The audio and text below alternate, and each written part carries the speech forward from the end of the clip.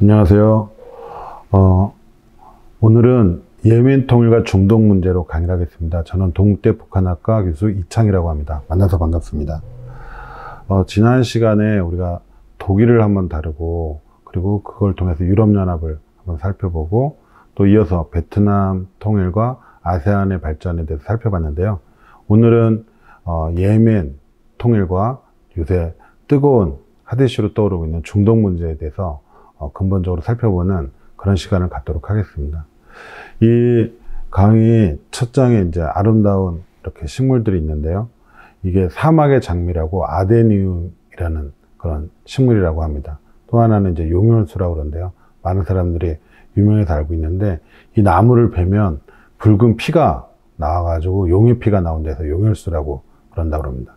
근데 우리가 아프리카 이제 섬 마다스카르에 가면 이제 그 바오밥 나무라고 되게 특이한 나무가 있잖아요. 근데 이 예멘도 섬이 하나 있는데, 그 섬에 가면 이런 용혈수와 아데니움이라는 그런 식물이 자라고 있다고 합니다. 그래서 되게 아름다운 곳이고, 그래서 아라비안 나이트의 그런 이야기의 상징이 되는 이야기가 그렇게 많이 나오게 된 그런 장소이기도 하고, 또 많은 사람들이 뭐 아라비아 펠릭스라고 그래가지고 행복한 아라비아다, 이건 땅이 되게 좋기 때문에 자연환경도 좋고, 그래서 이제 사람들이 많이 가보고 싶어하는 그런 곳으로 알려진 것이 예멘이었습니다.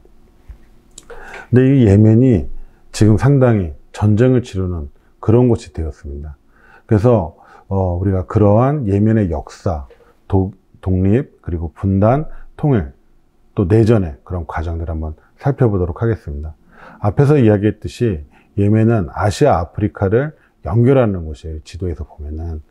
그래서 무역이 상당히 발전됐습니다. 그래서 홍해를 거쳐서 이렇게 지중해로 가고, 옛날에 이제 배가, 운하가 없었을 때는 실제로 항로 무역로라고 그래가지고 예멘의 비르발리라는 곳에서 우리 지금 이스라엘이 있는 그 가자지구, 팔레스타인이죠. 팔레스타인에 있는 곳까지 이렇게 항로무역을 낙타를 타고 이제 갔겠죠. 근데 우리가 여기서 주목해야 될 것은 이 항로무역의 이 길, 파란색으로 되어 있는 이 길이 이슬람의 성지라는 겁니다. 즉, 이 항로의 한 중간 부분에 메카라는 데서 610년 모하마드께서 이슬람교를 창시하셨습니다.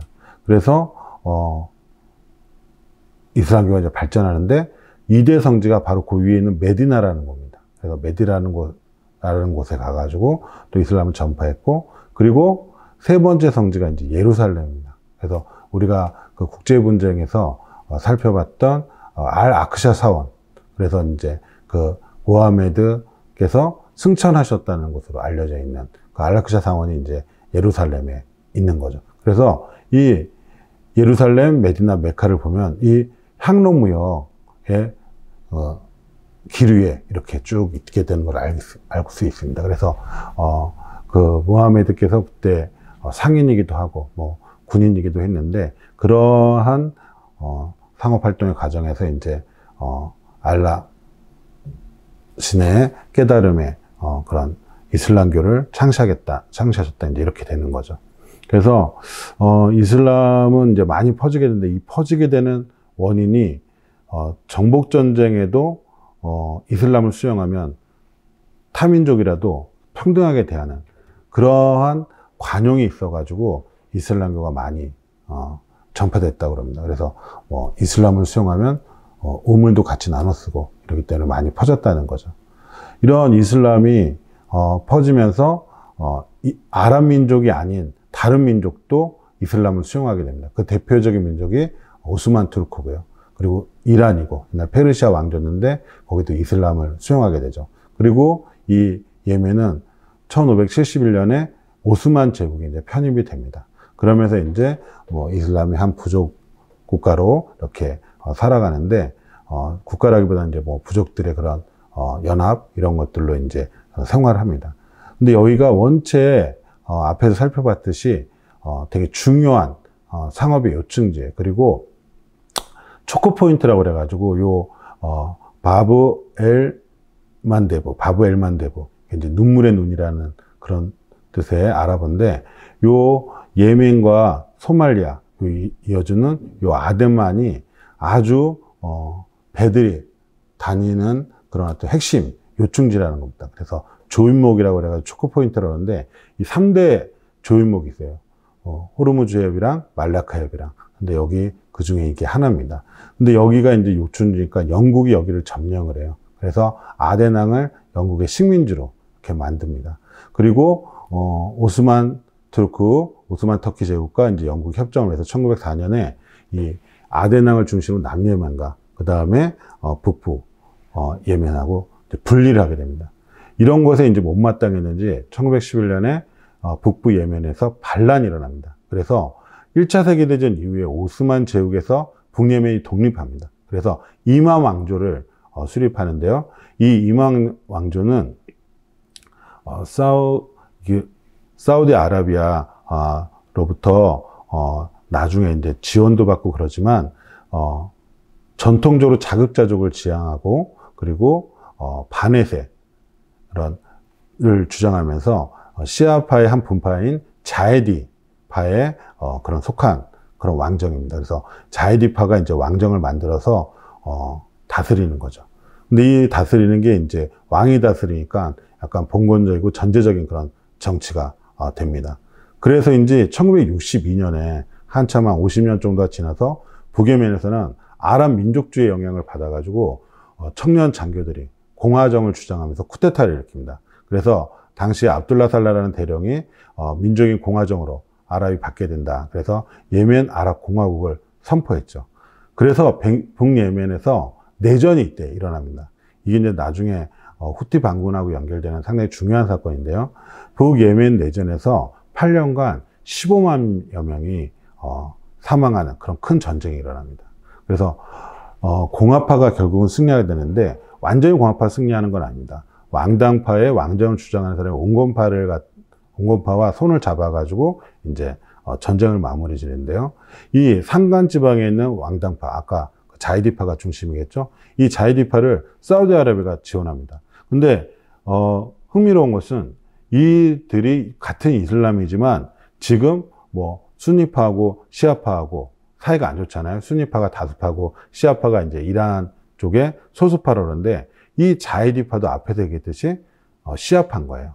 시아파도 여러 분파들이 있는데 그 시아파하고 순니파로 이렇게 계파가 나눠져서 종교적으로 갈등이 있는데도 불구하고 왕정 유지를 위해서, 왜냐하면 사우디도 왕국이거든요. 그래서 왕정을 지켜야 된다. 왕정 체제를 지켜야 된다는 면목하에 이제 지원합니다. 근데 1965년에 이제 지원을 중단하는데요. 계속 지니까 또 한쪽은 아까 앞에서도 얘기했듯이 공화파 청년 장교들입니다. 그래서 군부 중심의 공화파인데 이 군부를 아랍 민족주의를 주창한 나세르라는 이집트의 대통령이 있었는데 그 나세르가 지원하게 됩니다. 그래서 이집트 군대가 예멘에 오게 돼요. 그래서 같이 싸워줍니다. 그래서 이게 더 큰 전쟁이 될까봐 사우디아라비아가 승리적 가능성이 없으니까 이제 1965년에 지원을 중단했는데 이 이집트 군대도 중동 전쟁이 패배하고 나서 중동 전쟁에서 이제 나중에 얘기하겠는데 이스라엘에게 이집트가 지면서 1967년에 철수하게 됩니다. 아무튼 이런 내전이 일어나고 있는 과정에 남예멘에서 1967년에 영국으로부터 독립이 일어납니다. 그래서 예멘 인민민주공화국이 수립됩니다. 이거는 중동 최초의 그리고 유일의, 그 뒤에도 생기지 않았는데 유일의 사회주의 국가입니다. 이 사람들 어떻게 해서 나오게 되냐면 1947년에 여기 이제 영국이 아덴항을 발전시키면 산업이 발전하니까 노동자들이 많게 됐습니다. 그래서 이 노동자들이 노조를 만들면서 투쟁을 하고 있는데 팔레스타인이 문제가 됩니다. 즉 1945년에 이스라엘을 독립시켜주고 팔레스타인 국가는 뭐 같이 독립시켜준다 그러는데 제대로 신경 쓰지 않는 그런 모습을 보이면서 실제로 그런 팔레스타인 문제에 항의하면서 독립투쟁을 진행합니다. 그래서 사회주의를 지향하는 민족해방전선을 이제 만드는데 이 민족해방전선이 67년 이전에 4년 동안 무장투쟁을 하게 됩니다. 그래서 영국이 도저히 안 되겠다. 그래서 남예멘한테 정부를 이양합니다. 그래서 이양받은 정부를 통해서 토지개혁, 그다음 국유화, 산업에 대한 국유화 등 사회주의 제도를 도입하게 됩니다. 그래서 중동 최초의 그리고 유일의 예멘 인민민주공화국이라는 사회주의 국가가 이제 만들어지는 거죠. 근데 이때 우리가 좀 이후에까지 좀 주목해야 될 부분은 이때 이제 주역을 했고 그래서 1970년대 이후에 남예멘에 유명한 3인의 과두체제가 운영이 됩니다. 사회주의에서. 그래서 한 사람은 대통령 알리라는 사람이고, 한 사람은 이제 서기장을 하는 이스마일이고, 한 사람은 총리를 하는 알리 나셀인데, 이 세 사람이 향후 예멘 사회주의 국가의 운영에 오늘 좌우하게 됩니다. 그래서 좀 이 삼두 과두체제에 대해서 우리가 좀 염두에 두고 다음 얘기로 넘어가도록 하겠습니다. 그리고 이제 1970년에 북예멘 내전이 드디어 종식됩니다. 8년간 1962년부터 15만 명이 죽었던 북예멘 내전이 종식되죠. 공화파가 이제 승리하지만 앞에서 얘기했듯이 왕당파의 온건파를 수용해서 북예멘 연립정권을 수립합니다. 근데 이때 아주 문제되는 일들이 이제 발생되기 시작합니다. 북예멘 따로 남예멘 따로 이렇게 사는 게 아니라 북예멘에서 사회주의 개혁을 진행하는 사회주의를 추진하는 남예멘 전복투쟁을 지원하게 됩니다. 즉 남예멘에서 사회주의가 진행되면서 그 사회주의 추진의 피해 세력들이 생기는 거예요. 대표적으로 그런 사람이 누굴까요? 지주 이런 사람들이겠죠. 왜냐하면 토지개혁 같은 걸 하고 그러니까. 그리고 부유한 사람들, 산업을 국유화시키니까 이런 사람들이 북예멘으로 넘어오는 거예요. 그래서 이 북예멘으로 넘어오는 사람들을 규합해서 남예멘 전복투쟁을 지원하게 되는 거죠. 그래서 그런 사람들로 통일국민전선을 편성합니다. 그러니까 이것에 대해서 남예멘은 또 어떻게 하겠어요? 남예멘도 북예멘에 그 공화파만 있는 게 아니라 급진 좌파도 있는 거예요. 사회주의를 원하는 그런 장교도 있고. 그래서 이런 북예멘의 급진 좌파 세력들을 또 지원합니다. 그러니까 각각 따로 국가로 사는 것뿐만 아니라 상대방 국가의 전복을 노리는 그런 활동을 하게 되는 거죠. 이런 상황에서 1972년에 남예멘 반체제 세력이 국경지대에 결집합니다. 그러니까 북예멘에서 재편성한 그 통일국민전선 이런 사람들의 부대가 국경지대에 결집하는 거예요.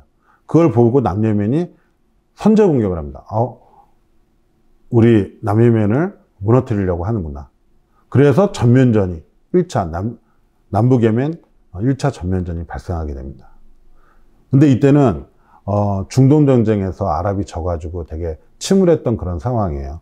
그래서 싸우면 안 된다 그래가지고 이집트, 리비아 이런 데가 이제 아랍 연맹이 중재를 나서서 휴전하게 됩니다. 근데 휴전을 하는데 이때 좀 놀라운 결과가 생겨요. 그때 아랍 민족주의가 많이 쇠퇴하면서도 아직도 힘이 있었는지 남예멘이 통일돼야지 아랍이 더 잘 살 수 있다. 이런 여론 속에서 10월 카이로 협정에서는 단일 국가로 합병하자. 이런 얘기가 되고요. 그래서 그런 통일 작업을 수행하기 위해서 8개 부분에서 합동 전문위원회를 만들자. 이렇게 됐고 또 통일을 위한 조치를 잘 구체적으로 진행하기 위해서 정상회담을 개최하자. 그리고 양국 대통령이 임명하는 특사가 전체 위원회를 감독하게 하자. 그리고 통일 예멘 체제는 왕정이 아니라 민주, 공화제로 하자. 이런 것들을 카이로 협정으로 합의를 받습니다. 그리고 바로 이어서 남북 예멘 정상회담이 열렸습니다. 그래서 이 카이로 협정을 구체하는 트리폴리 성명을 발표하는데요. 이 트리폴리 성명에서는 좀 더 구체화돼서 국호를 예멘 공화국으로 한다. 그리고 수도는 사나로 둔다. 그리고 이슬람을 국교로해서 이슬람 성전을 주요 법의 근원으로 한다. 그리고 아랍어를 공식 언어로 한다. 당연한 거겠죠. 근데 여기서 또 주목할 것은 국가는 사회주의 실현을 목표로 한다. 이렇게. 이게 이제 또 나중에 엄청난 분쟁의 씨앗이 되는 겁니다. 그리고 정치 체제는 민족적 민주체제로 하고 단일한 정당, 통합정치를 쭉 운영한다. 이런 얘기를 했습니다. 그리고 이런 것을 제도하게 해서 공동위원회를 구성한다. 그러니까 엄청나게 급진전한 거죠.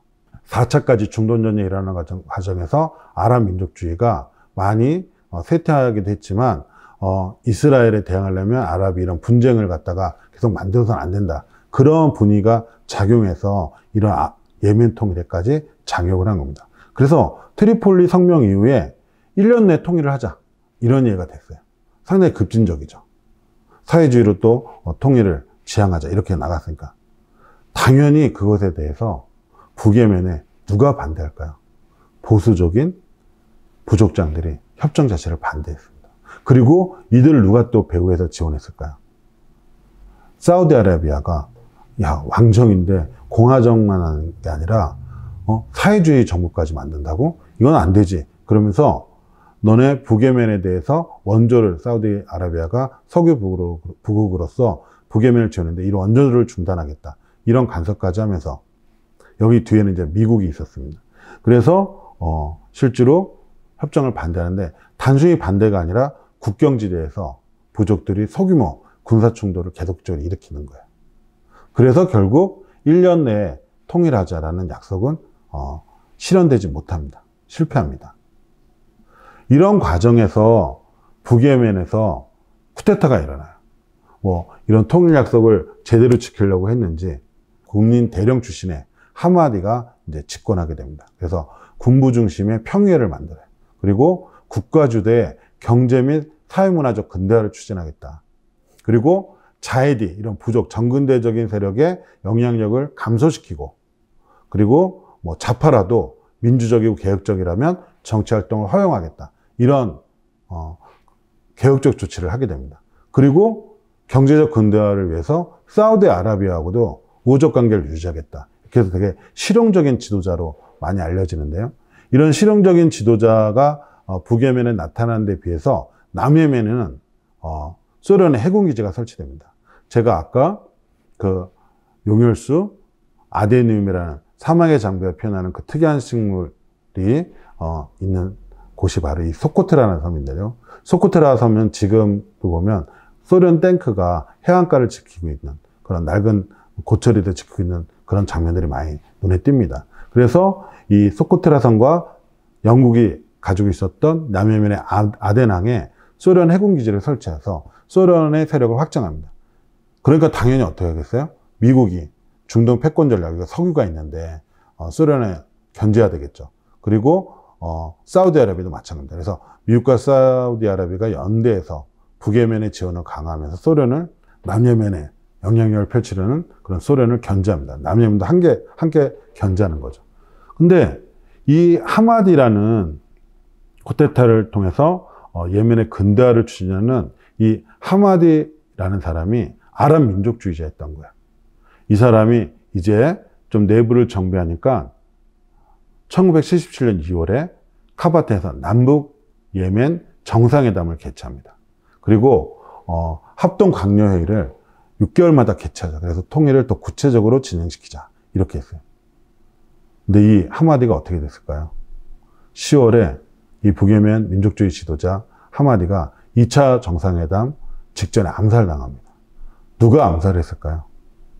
보수적인 종족과 그들을 따르는 또 군부 세력, 내부 강경파들이 남북 예멘 화해협력을 반대하면서 이 지도자를 암살한 거예요. 근데 또 기가 막힌 일이 발생하게 됩니다. 1978년 6월에 남예멘의 특사가 가져온 가방에 폭발물이 있는데 그 하마디가 죽은 다음에 후임 지도자가 북예멘에 되게 보수적인 사람이 지도자로 됐어요. 가심이라는 사람인데 친사우디파입니다. 근데 이 사람을 가방에 폭발물을 넣어서 암살을 시키는 거예요. 되게 있을 수 없는 일이죠. 왜냐하면 특사가 왔는데 그 특사의 가방에 폭발물이 들어있어서 암만 보수적인 분이라도 그 나라 지도자인데 거기서 암살을 한다는 게 말이 안 되는 일입니다. 누가 소행했냐면 남예멘의 친소파로 추정되는 사람들이 했을 거라고 지금 확정하고 있습니다. 왜냐하면 이 암살이란 이틀 뒤에 남예멘에서 친소파에 군사 쿠데타가 일어납니다. 소련은 아까 소코트라 섬 아데난까지 군사기지를 확장을 했죠. 근데 이게 화해가 되면 자기네들의 세력이 줄어들 수 있다고 판단했는지 자신들을 따르는 군부, 친소파 군부들을 조정해서 쿠데타를 일으킨 겁니다. 그래서 남예멘 대통령, 아까 3두 과두체제, 3인 과두체제의 한 사람인 알리를, 그 사람 또 친중파예요. 또 약간 실용주의적인 사람인데 처형을 시킵니다. 그래서 또 남북 정상회담이, 남북 예멘 정상회담이 잘 진행되지 않는 거예요. 이때 북예멘 의회에서는 보수적 지도자 가시미가 죽었으니까 살레라는 사람을 대통령으로 선출합니다. 근데 또 이 살레라는 사람이 또 약간 개혁적이고 민족적인 사람이라서 이 사람에 대한 암살 미수 사건이 발생이 돼요. 그리고 10월에는 군 고위 장교들이 북예멘에 또다시 쿠데타를 일으키려고 합니다.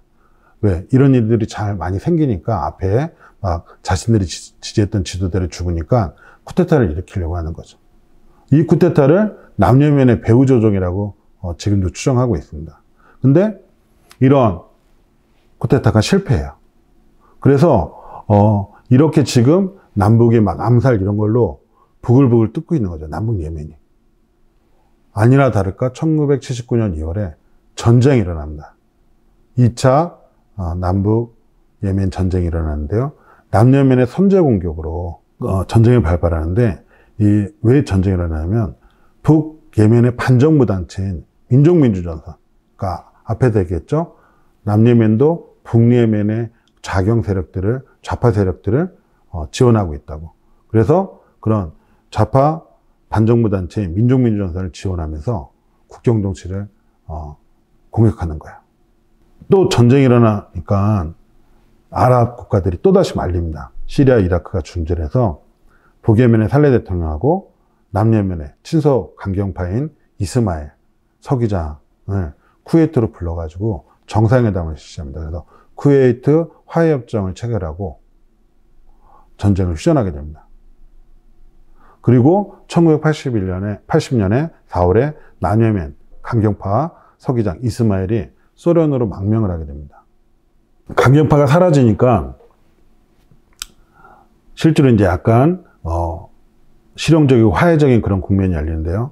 1981년 11월에 북예멘의 살레 대통령하고 남예멘의 실용적 지도자 총리였던 알리 나셀이 정상회담을 갖습니다. 그래서 이제 더 이상 싸우지 말고 평화 공존을 당분간 하자. 그래서 5년 동안 평화 공존을 하자. 그리고 그런 과정에서 협력을 강화해 나가자. 이렇게 얘기를 합니다. 그래서 실제로 5년 동안 평화 공존을 했어요. 그래서 그 기간 동안 북예멘은 경제 성장을 많이 했습니다. 왜? 북예멘에 석유가 발견됐거든요. 그리고 사우디아라비아가 계속 지원을 했어요. 근데 남예멘은 그 5년 동안 소련이 약화돼가지고 80년대 초반부터 많이 약화되잖아요.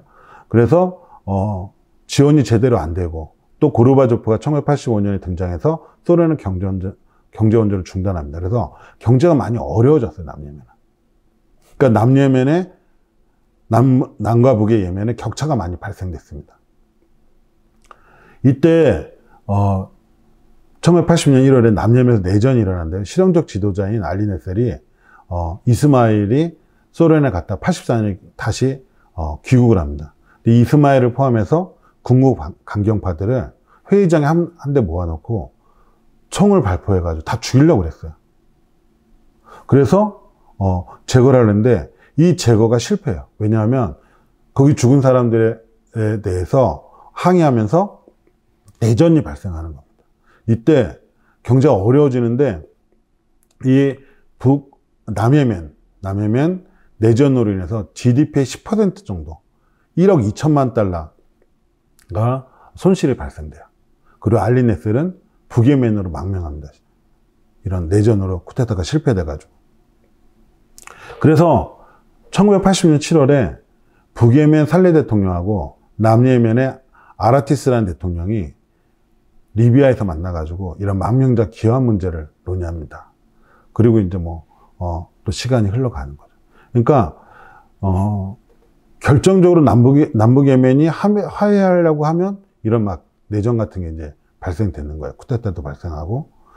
근데 이제 좀 흥미롭게 1988년에 남북 예멘이 이렇게 경제적 격차가 많이 벌어지고 있는 상황에서 국경지대에서 석유가 발견됩니다.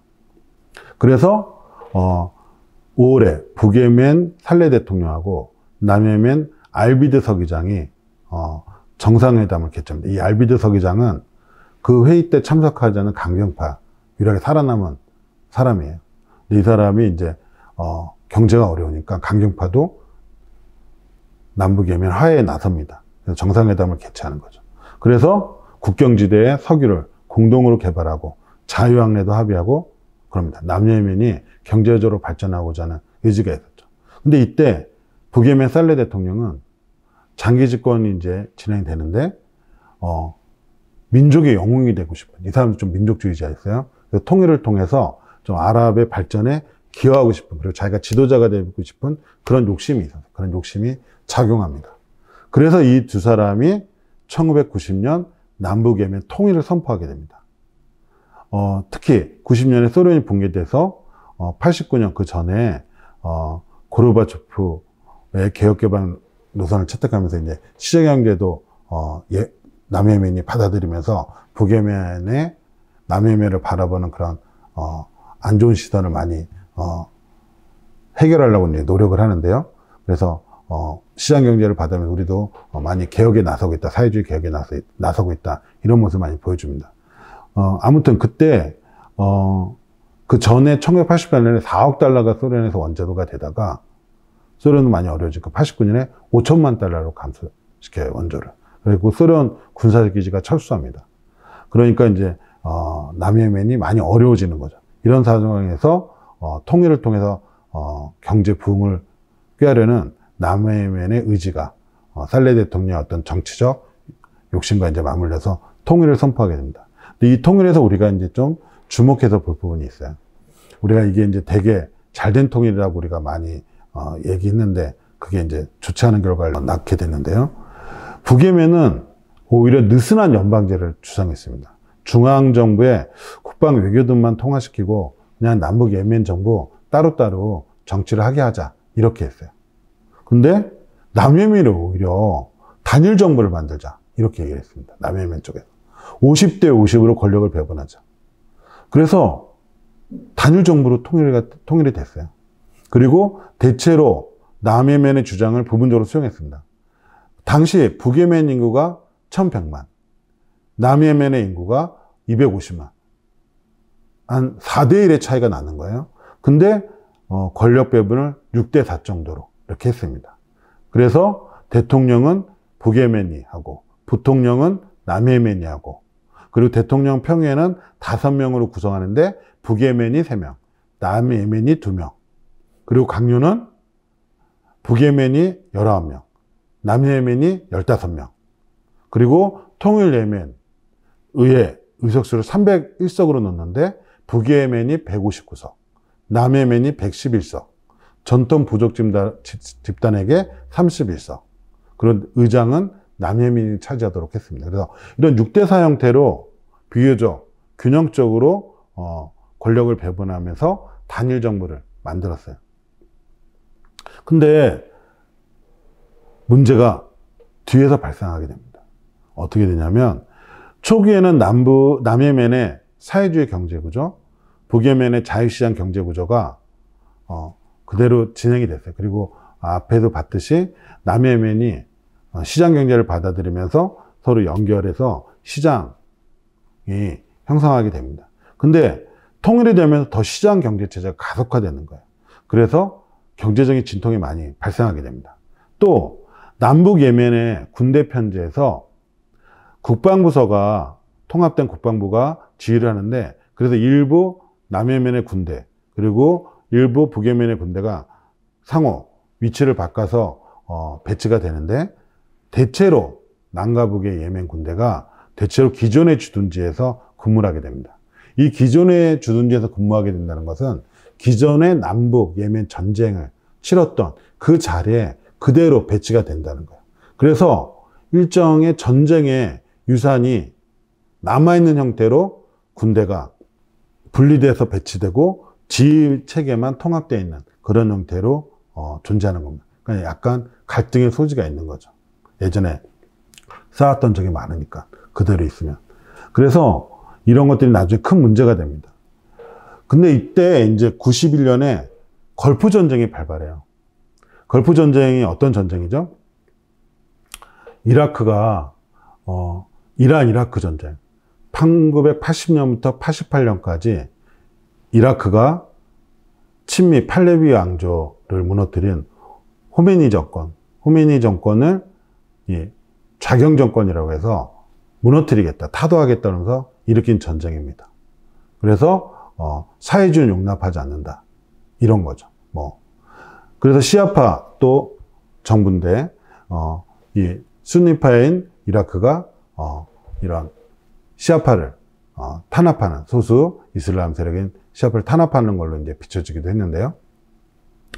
그런 전쟁에서 실제로 이라크가 많이 오히려 강해집니다. 왜 강해지냐면 이 전쟁에서 이라크를 서방, 미국, 프랑스 등이 많은 무기를 지어가면서 이란을 무너뜨리기 위해서 지원했기 때문에 이라크가 전쟁을 치르고도 상당히 군사 강국으로 자라게 되는 거예요. 그래서 이 이라크는 전쟁에서 재정도 많이 힘들었기 때문에 실제로 유전지대를 되게 가까이서 같이 하고 있는 쿠웨이트, 그래서 석유를 이라크 석유를 쿠웨이트가 많이 가져간다, 이런 논쟁도 있었는데 차라리 쿠웨이트를 우리가 예전에 이라크 영토나 다름없었다, 쿠웨이트는. 그래서 쿠웨이트를 침공하게 되는 거예요. 그래서 걸프 전쟁이 일어나게 됩니다. 즉 쿠웨이트의 침공을 이제 서방이 용인하지 않는 거죠. 그래서 어떻게 나라를 침략할 수 있냐 해가지고 이제 이라크를 오히려 함락시킵니다. 그때 이제 이라크는 완전히 함락된 게 아니라 휴전 형태로 이제 전쟁을 멈추는데요. 이때 통일 예멘이 아랍 민족주의에 따라서 이라크의 쿠웨이트 침공을 지지하게 됩니다. 그러니까 이라크 편을 서버리는 거죠. 그래서 사우디아라비아가 이 통일 예멘에 대한 지원을 중단하고, 또 아랍 국가에 나가 있었던 예멘 노동자들이 추방을 당합니다. 그래서 통일 예멘의 경제위기가 발생해요. 줄을 잘못 선 거죠. 그리고 또 다른 갈등이 막 발생돼요. 어떤 갈등이냐? 이 북예멘의 군인들이 소련의 아프가니스탄 침공에 항의해서 또 서방과 미국과 같이 어디를 갔냐면 아프간에 파병을 갔다 왔던 거예요. 근데 이 파병 갔다 왔던 사람들이 사회주의자라면 소련하고 싸웠으니까 되게 싫어하는 거예요. 그래서 남예멘의 사회주의적 성향을 지닌 정치 지도자들을 암살하기 시작합니다. 이 사건이 계속 지속적으로 발생이 돼요. 근데 이때 또 남예멘에서 석유가 발생돼요. 근데 통일 예멘이니까 그걸 누가 대부분 가져가겠어요? 통일정부가 가져가니까 남예멘은 자기 재산이 없어지는 것처럼 느끼는 거예요. 그래서 이런 과정에서 이제 과도기를 거치고 1994년 통일헌법에 따라서 첫 총선이 실시가 됩니다. 인구상으로 이제 선거가 실시되는 거죠. 그러니까 살레의 국민의당이 40%, 북부의 이슬람 정당이 21%, 남북 예멘 사회당이 18%. 왜? 인구 구조가 4대1이니까. 그러니까 남부는 거의 대부분 다 예멘 사회당을 지지했음에도 불구하고 4분의 1밖에 못 가져가는 거예요. 그러니까 이제 남예멘이 이건 아니다, 50대 50으로 다시 권력을 재배분하자, 이렇게 요구를 했어요. 당연히 통일 예멘 정부, 북예멘의 대통령이 그거를 들어주지 않죠. 그래서 사바에서 남예멘 정치인들이 아덴으로 다 철수를 하게 됩니다. 이때부터 남부주의 운동, 남부 분리 운동이 발생되는 거예요. 근데 이 분리 운동이 발생되기 전에 이미 전쟁이 일어납니다. 1994년에 예멘 3차 전쟁이 발발하는데요. 아까도 얘기했던 그 남예멘 군대 야영지에서 북예멘 쪽을 바라보는 쪽에서 군사 충돌이 발생해서 전면전으로 확산됩니다. 이게 결과는 어떻게 됐냐? 북예멘의 승리로 귀결되었습니다. 즉 북예멘이 더 압도적인 거죠. 군대도 더 많이 가지고 있고 남예멘이 느슨한 국가연합 수준의 자치도 요구했어요. 그 전쟁이 일어나기 전에. 근데 북예멘이 그것을 강경하게 진압했습니다. 그래서 남예멘의 사회당 정치 엘리트들이 제거됐고 남예멘의 군인들이 2만여 명이 해고됐고 남예멘의 공무원들도 모두 해고됐어요. 그리고 국유재산 민영화가 이제 됩니다. 그리고 전쟁 전에 남예멘의 공장이 75개 정도 가동이 되는데 전쟁 후에는 3개만 가동되고 그랬습니다. 그리고 원유의 대부분이 남부 지역에서 생산되는데 이런 남예멘의 원유를 북예멘이 다 가져가는 그런 식민화가 발생하게 됩니다. 그리고 이슬람 헌법으로 이제 통일되면서 남예멘이 사회주의를 진행하면서 많이 여건들을 신장시켰어요. 그래서 일부 일처제도 이제 법으로 만들었는데 그런 일부 일처제가 북예멘의 일부 사처제, 이런 이슬람 율법에 따라서 그런 것들이 보장되면서 여성의 지위가 많이 하락되는 그런 현상이 발생됐습니다. 그러니까 그런 여성들을 중심으로 남예멘 분리운동이 이 전쟁 이후에 많이 남부주의 운동 이런 것들이 많이 발생됐겠죠. 이런 과정에서 한 10년 정도 세월이 흘러갑니다. 왜냐하면 분예명 중심으로 이제 전쟁 뒤에 체제가 공고해지면서 10여 년 또 세월이 지나가는 거예요. 이때 누가 나타나냐? 2004년 6월 반체제 성직자 아루티가 군사반란을 감행합니다. 왜 발생시켰을까요? 이런 북예멘의 군부 중심으로 남북 통일 예멘이 운영되는 과정에서 아까 자이드파 그런 부족들이 되게 소외되고 있었다고 느끼는 거예요. 그래서 자이드파의 부흥을 이미 꾀하는 그런 청년단체들이 만들어졌어요. 아루티가 1992년부터 그런 청년 종교운동을 했는데 이 청년 종교운동이 2004년까지 발전하는 과정에서 반미 반정부 운동의 군사조직으로 이슬람 근보주의 단체로 발전한 거예요. 이때 알-후티가 사살이 됩니다. 이 종교 지도자가. 근데 동생이 압둘 말리크 알-후티라는 사람인데요. 이 사람이 그 조직을 계승하면서 지금 후티 반군으로 운영하고 있는 거예요. 그래서 이 후티 반군에 대해서 우리가 이제 조금 더 살펴보도록 하겠습니다. 이 후티 반군은 2004년 아까 말씀드린 대로 군사반란을 일으켰어요.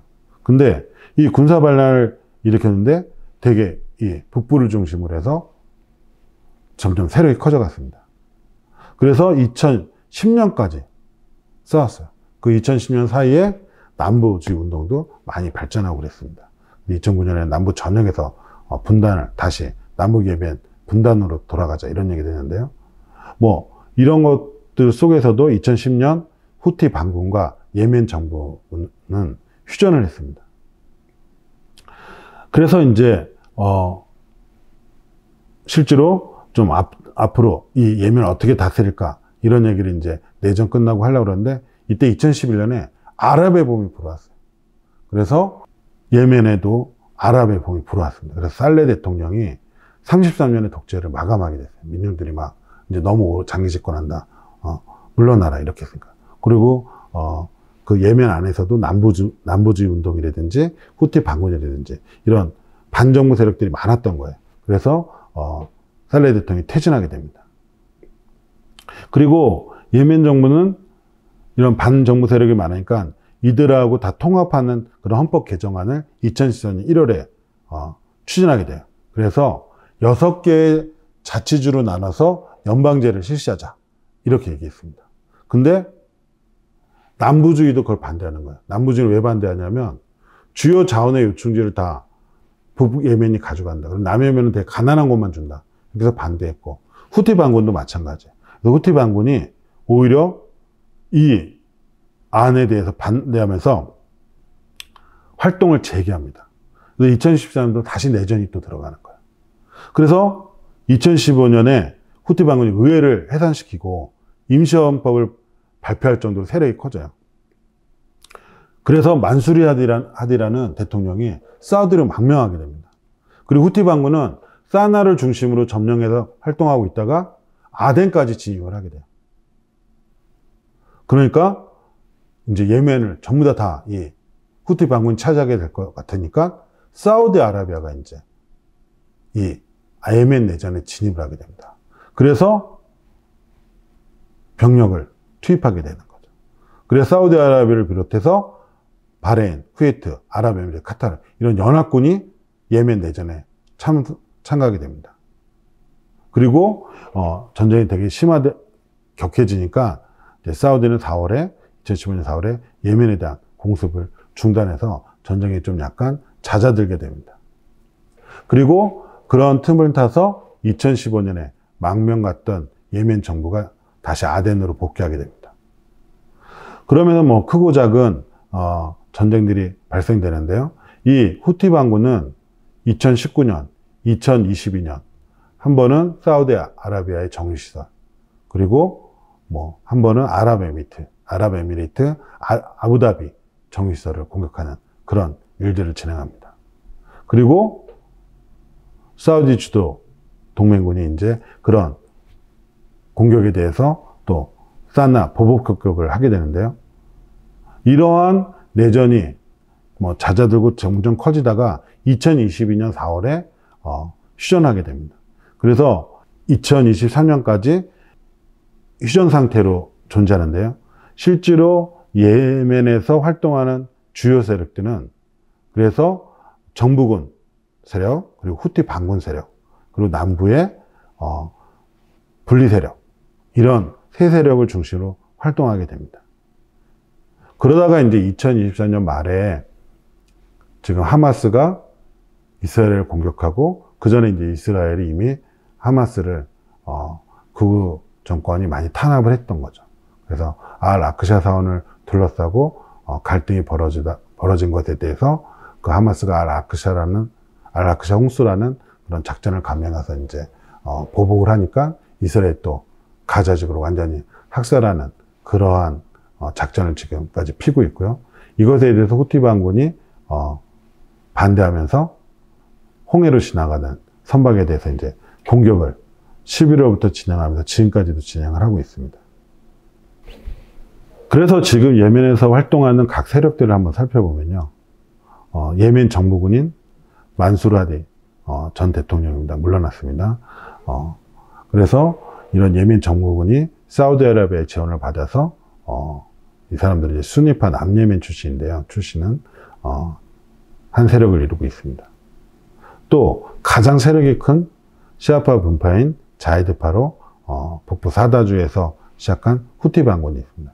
이 후티 반군은 실제로 주요한 곳을 대부분 다 점령을 하고 있습니다.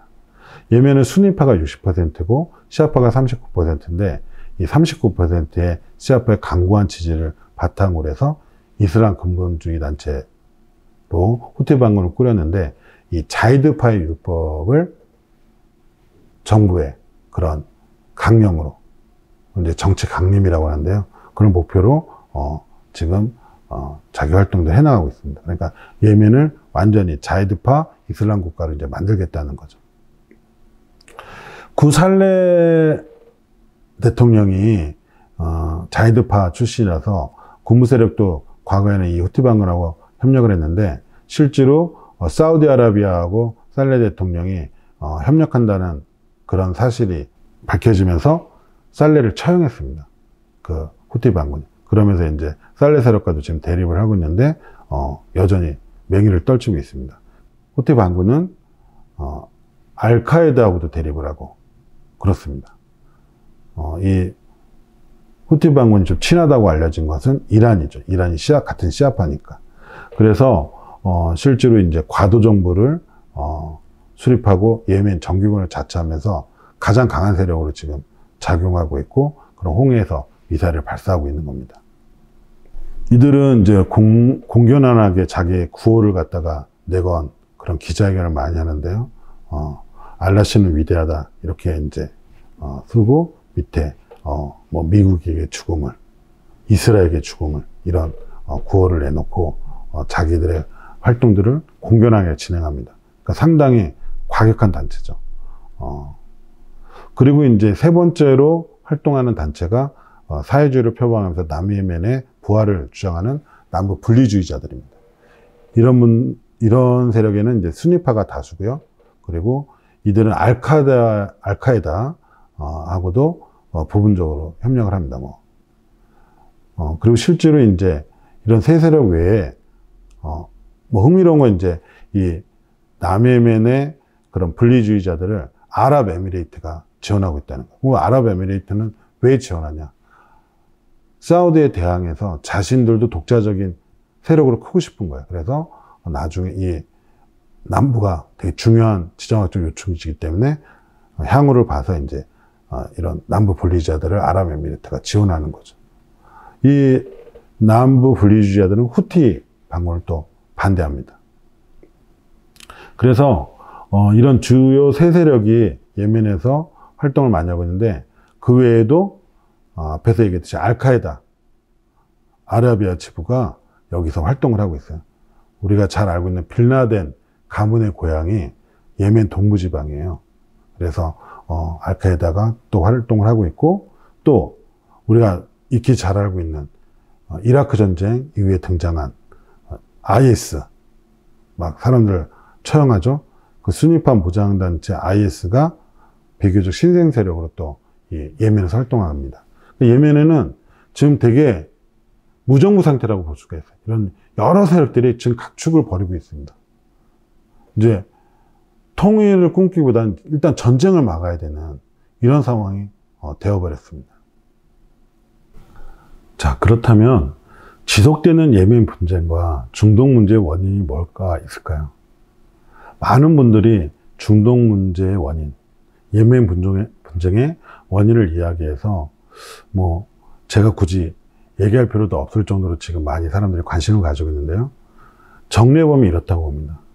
첫 번째, 제국주의적 영향력이 계속적으로 지속되고 있는 거예요.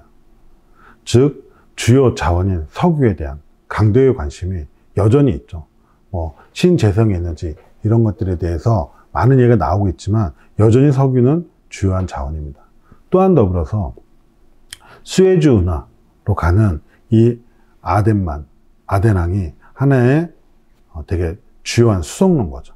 그러면 이런 해양 수송로를 확보하려는 강대국의 관심도 또한 되게 커지는 겁니다. 이런 과정에서 과거부터 오스만 제국이 쇠퇴할 때 이미 유럽 강대국들이 중동에 대한 영향력을 확산시켰습니다. 프랑스가 영국의 인도 지배 이런 것들을 조금 더 감소시키기 위해서, 거기서 나오는 파워를 감소시키기 위해서 이집트 원정 이런 것들을 1800년대 하기도 했죠.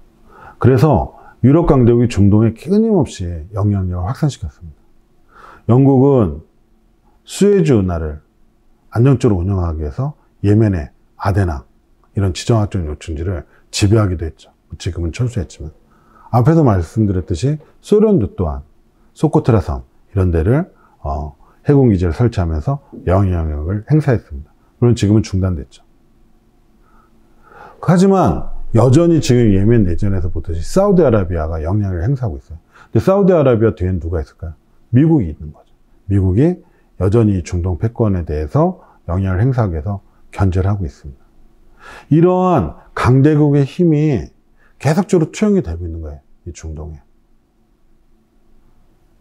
두 번째, 아랍 민족주의가 발흥했다가 쇠퇴하고, 또 이 아랍 민족주의가 아랍 사회주의로 발전하는 것을 억제하는 것도 중동 문제, 예멘 문제의 큰 원인입니다. 즉, 오스만 제국에 저항해서 이제 아랍 부흥 운동이 시작됐어요. 근데 이 아랍 부흥 운동을 꾀하는 세력에게 영국이 오스만 제국이 1차 세계대전 때 독일하고 연합해서 싸우니까 이 오스만 제국과 싸워주면 아랍인들이 독립시켜주겠다 이런 얘기를 했는데, 실제로 영국을 비롯한 강대국은 1차 세계대전 뒤에 독립을 시켜주지 않고 많은 국가들을 위임 통치령으로 전락시켜버렸어요. 그리고 오히려 팔레스타인에 유대인 정착촌을 허용하게 됩니다. 그래서 이에 반발해가지고 1945년에 아랍연맹이 창설되는 거예요. 아랍 민족주의가 상당히 강화되는 거죠. 이스라엘은 1948년에 이제 독립이 되는데요. 이런 과정에서 남예멘의 독립투쟁도 1947년에 일어나기 시작하는 겁니다. 이런 팔레스타인에 반발하는, 팔레스타인의 유대인들에 반발하는 아랍 민족주의의 고향 속에서 독립운동이 진행되는 거죠. 그리고 아랍 민족주의는 대체로 공화주의와 사회주의에 대한 지향으로 발전했어요. 왜냐하면 실제로 아랍 민족주의가 향후 미래로 나갈 때 왕이 다스리는 게 좋겠냐, 아니면 모두가 평등한 민주주의로 가는 게 좋겠냐 할 때 후자가 되게 많이 힘을 얻는단 말이에요, 국민들한테. 그래서 아랍인들이 공화주의와 사회주의에 대한 지향을 많이 갖게 됐죠. 그래서 1970년대 예멘에서 트리폴리 협정에 왜 통일 예멘이 사회주의를 지향한다고 했을까? 이런 민족주의에 기초한 사회주의, 이런 것들이 많이 국민 여론이었기 때문에 그런 거에서 합의해서 진행한 겁니다. 근데 이거에 대해서 누가 반대하죠? 기존의 기득권 세력들이 반대하는 겁니다. 즉 서방 강대국도 견제하고 기존의 중동 왕정국가, 그리고 지방의 토호처럼, 호족처럼 자리하고 있는 부족주의 세력이 반발하니까 이 민족주의가 더 나아가지 못하는 거예요. 그래서 남예멘도 사회주의 국가이기 때문에 계속 견제를 받아서 약화됐고, 실제로 또 다른 사회주의 국가로 아프리카 북부에 있었던 리비아도 해체됐던 거죠. 근데 이런 아랍주의가 힘을 갖다 크게 잃은 것은 실제로 1960년 3차 중동전쟁 때였어요. 왜냐하면 이스라엘에 대해서 이집트가 공격을 했는데, 이스라엘도 공격하고 서로 싸웠는데 이집트가 되게 크게 패배를 한 거야. 이집트가 되게 강한 나라인 줄 알았는데. 그래서 아랍 민족주의가 많이 악화되고, 또 이라크가 아랍 민족주의 하나의 맹주였는데 쿠웨이트 침공을 통해 가지고 명분도 잃고 완전히 국가 힘이 약화된 거예요. 그래서 또 약화됐습니다. 그리고 이라크의 후세인처럼 처음에는 공화정, 그리고 또 사회주의적인 그런 색채로 되게 인민들한테 지지를 얻었지만 나중에는 결국은 1인 독재 정치로 많이 퇴행을 했어요. 그래서 2010년 아랍의 봄, 이런 것들을 맞이하면서 독재 정치들이 많이 물러나게 되는, 앞에 우리가 살펴봤듯이 살레 대통령도 33년간의 독재 정치를 이때 마감하게 되는 거죠. 그래서 많은 나라들의 독재 정치로 전락한 그런 아랍 민족주의가 쇠퇴를 하게 됩니다. 그럼 그 다음에 부상되는 게 뭘까요? 이슬람 근본주의라고 할 수가 있습니다. 지금 현재 이슬람 근본주의 대표적인 세력이 누구냐? 예전에 IS였지만 그 예전에는 알카에다, 빈라덴이었죠. 지금은 후티 반군입니다. 그럼 이 사람들은 왜 이슬람 근본주의를 생각하냐? 아랍 부흥을 아랍 민족주의로 꿈을 꿨던 거예요. 근데 그것이 많이 탄압 속에서, 잦은 분쟁 속에서 복잡해지니까 이제 아랍 부흥을 어떤 식으로 깨하냐면, 과거 이슬람 제국 때 누렸던 그런 안정감, 이게 종교 때문에 그런 것들이 우리가 됐다 하면서 종교적인 안정감을 추구하는 그런 이슬람 근본주의가 생기는 겁니다. 그래서 과거 우리가 안정적인 그런 생활을 누렸던 이슬람 시절로 돌아가자. 그래서 서방의 세속 물질주의 이런 거에 반대하면서 그런 세속주의, 서방이 침략해 들어오고 이런 거에 대한 아주 극단적인 반응을 보이는 거예요. 그래서 팔레스타인 해법에서도 그 유대인이 다 떠나야 된다, 이런 방향으로 가는 거죠. 그러니까 팔레스타인 국가도 유대인 국가도 두 개 국가가 존재하는 팔레스타인에 대해서 해법을 내놔도 그것에 대해서 다 인정하지 않는 겁니다. 오로지 이슬람 많이 중요하다, 그런 근본주의적인 태도로 세력을 이끌어가는 그런 힘들이 이제 부상하게 되는 거죠. 근데 이러한 종교적 단결이 커지면 어떻게 될까요? 종교적 단결이 커져도 문제가 되는 겁니다. 만약 IS 국가, 이런 데가 지금 지도에 있는데요. IS가 이라크 전쟁 이후에 이슬람 국가를 만들겠다 했을 때 이 IS를 지지한 나라들이 이슬람 세계를 중심으로 해서 42개 단체가 지지선을 했어요. 그러면 이런 세력들이 만약 많아지면 어떻게 돼요? 그리고 이것이 진짜 국가의 형태로 만들어지면 큰일이겠죠. 그렇기 때문에 종교적 단결도 허용하지 않습니다. 따라서 과거에 프랑스가 시리아를 지배할 때 이런 종교적 갈등을 이용해서 지배를 했어요. 즉 시리아는 다수가 수니파인데 시아파가 집권하도록 했어요. 알라이 세력이. 지금 대통령 가문인데요. 그 알라이 세력을 지원하고 용인해서 소수가 다수를 지배하는 방식으로 해서 분열을 꾀하면서 시리아의 프랑스 지배를 진행했던 거예요.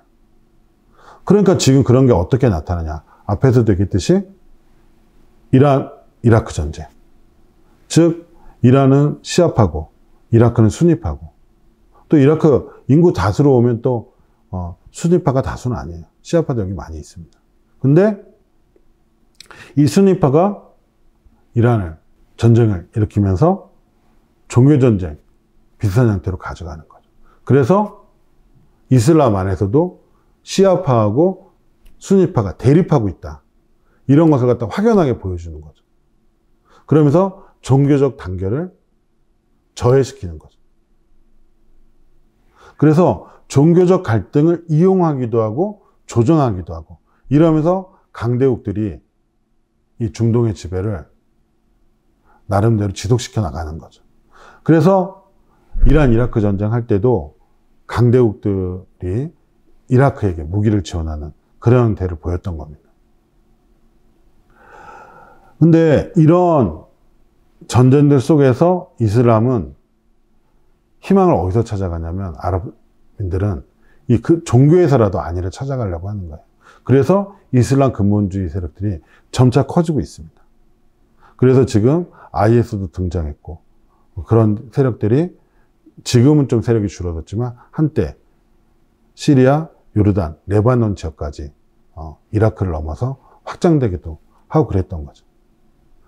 그러면 이런 확장들이 지금 어떤 결과를 가지고 있는가 우리가 살펴볼 필요가 있습니다.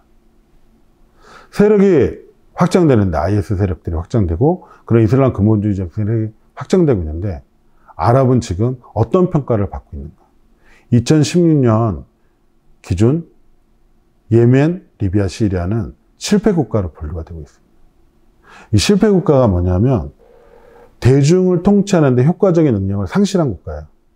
그래서 법적으로는 국제법적으로는 국가예요. 하지만 정치 권력, 법 집행, 시민사회가 이미 다 붕괴된 거예요. 그래서 거의 무정부 상태의 국가를 의미합니다. 결국 예멘은 통일을 통해서 뭐를 하려고 그랬죠? 석유를 개발해서 경제적 번영을 꾀하고 그리고 잦은 내전을 갖다가 중단시키면서 군사적 활동을 해서 해소해서 외세의 간섭도 줄이고 부족, 종교적 갈등도 좀 감소시켜서 발전을 꾀하려고 그랬는데 외세의 간섭은 더 심해지고 부족, 종교적 분열은 또 심해지고 그래서 지금 계속적으로 통일은 실패하고 지속적인 내전을 겪으면서 무정부 상태인 실패국가가 된 거예요. 이게 한반도에 어떤 시사점을 줄 수 있을까요?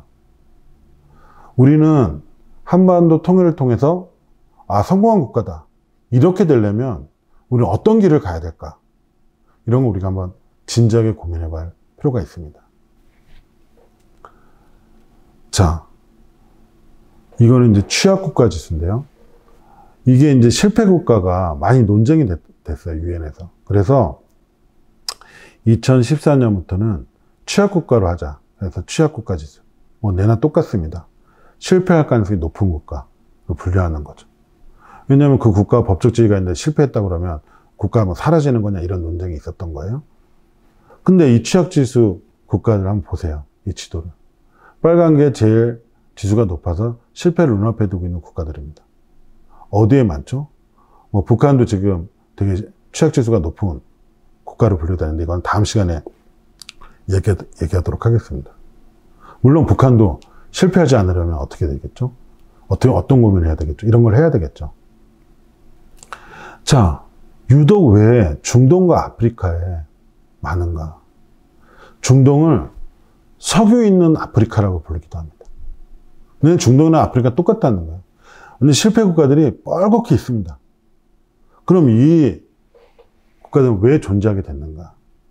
일단은 앞에서 살펴봤듯이 과거의 제국 지배, 식민 지배를 원활하기 위해서 주권 국가로 독립국가로 건너을 못 갖게 하기 위해서 산업적 능력도 약화시키고 부족적, 종교적 갈등도 조장했죠. 아까 프랑스의 시리아 지배처럼.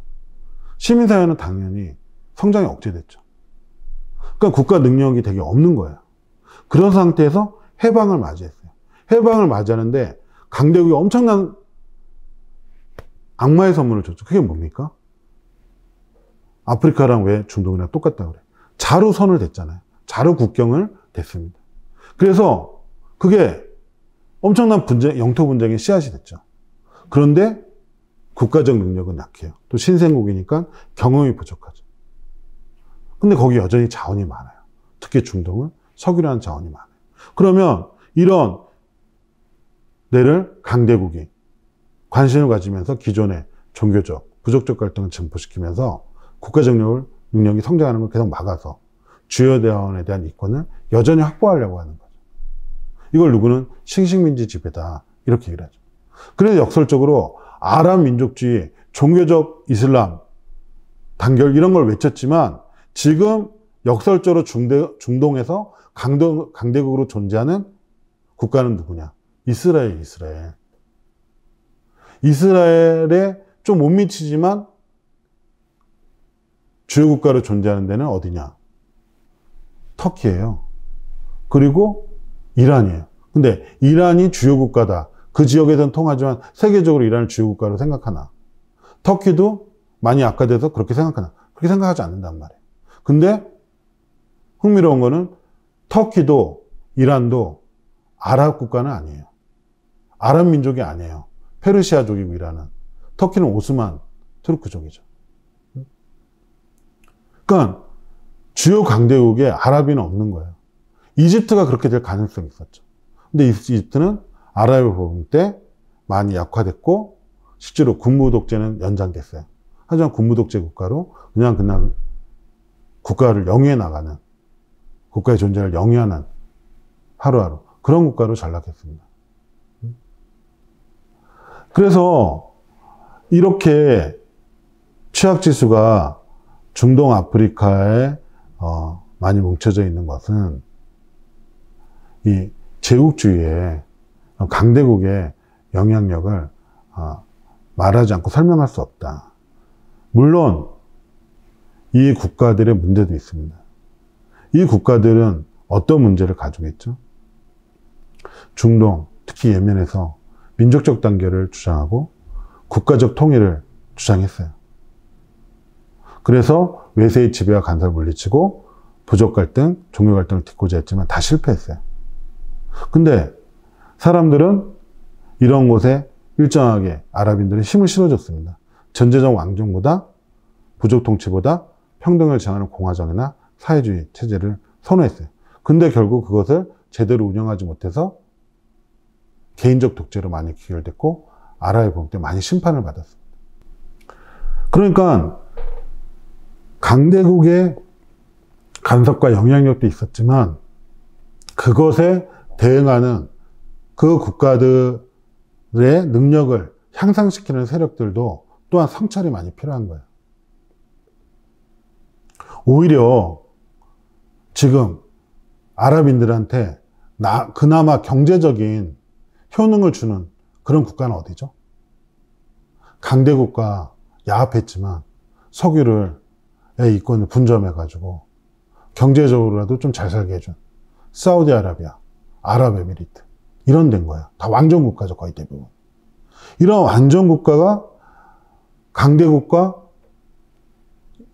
야합을 했지만 실제로 국가적 경제적 효능을 발휘하는 그런 문제적 상황이 발생된 거죠.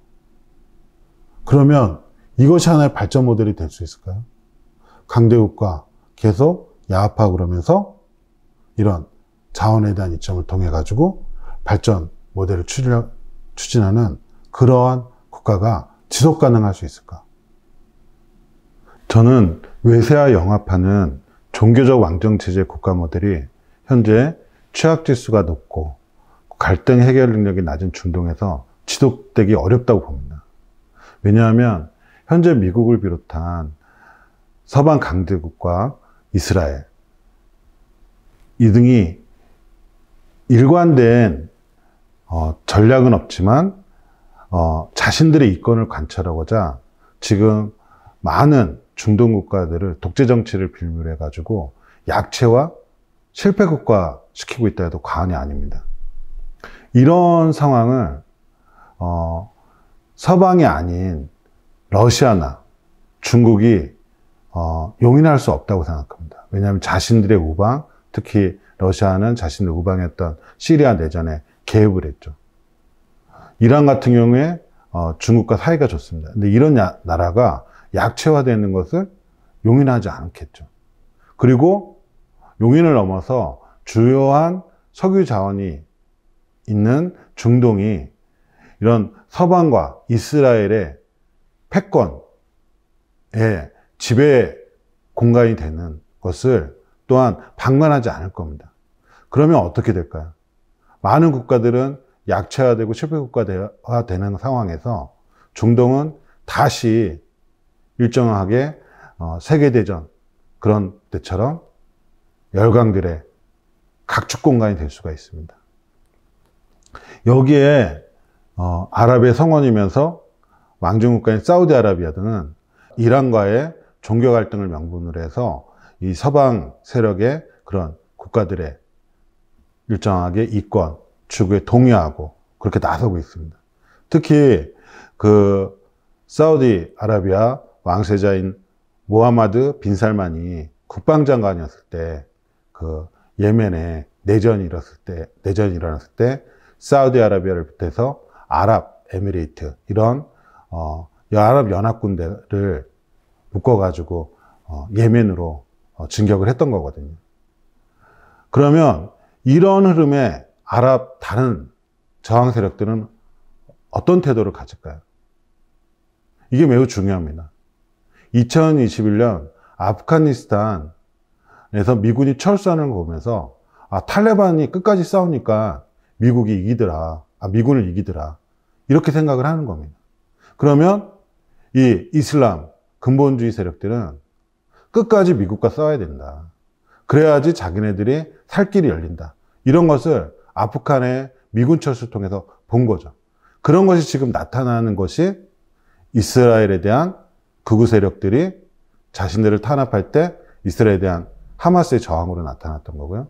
또 하마스를 거의 가자지구를 학살하듯이 그렇게 진압을 하니까 그것에 대해서 후티 반군이 홍해에 있는 상선을 공격하는 모습으로 또 나타난 겁니다. 그거에 대해서 미국과 영국이 폭격을 했죠. 하지만 후티 반군을 또 지지하는 세력인 중국과 러시아에 대해서는 후티 반군이 홍해를 지날 때 폭격하지 않겠다. 이렇게 얘기를 했습니다. 미사일 공격을 하지 않겠다. 그러면 그 중국은 일정하게 이란을 통해서 후티 반군에 대해서 정치적으로 후원하고 있다고 해도 과언이 아닌 거죠. 결국은 그들은 자신들을 지지하는 세력들을 또 바탕으로 해서 끝까지 항전을 할 거라고 생각합니다. 그러면 어떻게 될까요? 이 중동의 불안정 이런 것들은 더욱더 심해지고 갈등은 더욱더 심화될 거라고 생각합니다. 끝도 없는 갈등이 되겠죠. 여기서 저항 세력들은 그것이 성전이라고 생각하고 지금 아프가니스탄에서처럼 싸우는 거예요. 그러면 앞에서 얘기한 그런 외세와 영합한 왕정체제가 지속적인 발전하기 어려울 수 있습니다. 계속적으로 이 중동이 화약고 같은 그런 상태가 될 수 있는 거죠. 그럴 때 이러한 화일과 같은 그런 상황, 이것을 극복하기 위한 아랍인들의 힘과 재를 다시 모아야 되겠다. 그 공간에 살아가는 사람들이 그런 각성을 통해서 대전환이 필요하다고 생각합니다. 그러면 그렇게 새롭게 구상되는 새로운 국가, 새로운 아랍 민족의 연대는 어떨 것인가? 이런 것들이 종교적으로 이루어질 것인가? 이런 것들이 민중들의 권리를 향상시키는 것으로 이어질 것인가? 이런 것에 대해서 우리가 앞에 역사적인 과정을 고찰하면서 진지하게 사고해야 된다고 생각합니다. 그런 것을 사고하는 것이 국가를 새롭게 모색하고 새로운 통합을 고민하는 구상이 되어야 된다고 생각합니다. 네, 오늘 강의는 이것으로 마치도록 하겠습니다. 감사합니다.